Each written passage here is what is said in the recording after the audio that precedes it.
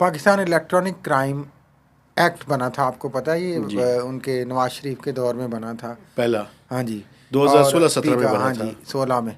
उसके बाद ये जब इमरान खान आए थे तो आपको याद होगा फवाद चौधरी उस जी। वक्त स्पोक्स पर्सन थे हुकूमत के, इंफॉर्मेशन मिनिस्टर थे। बड़ी सरतोड़ कोशिश थी उनकी, वो जो उस वक्त मिलिट्री अलायंस था गवर्नमेंट का, उसके साथ मिलके कि वो सख्त किस्म की वो चीज़ें ले आएँ जो अभी जिन पे हम एहतजाज करेंगे बात करते हुए।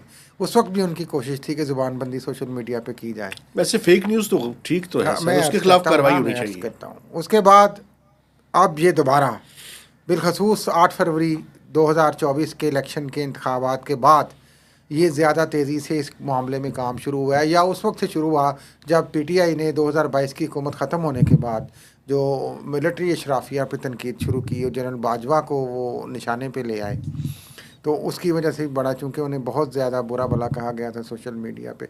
हालांकि वो परवाह नहीं करते बाजवा साहब, लेकिन बहरहाल इस चीज़ को बड़ा सीरियसली लिया गया। फिर आसिम मुनीर साहब 9 6 मई के का खिलाफ सीरियस वाकया प्रोपेगेंडा बेसिकली, हुआ। उसके बाद 26 ये नवंबर का अब जाफर वाकया। मारे हैं फेक न्यूज़।